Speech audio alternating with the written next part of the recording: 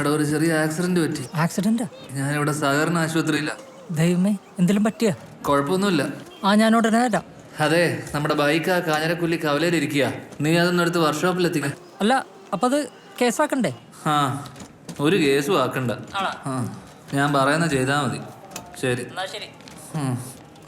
Thanks.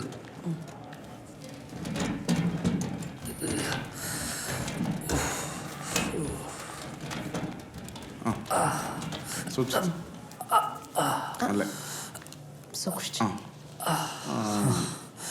ശരി.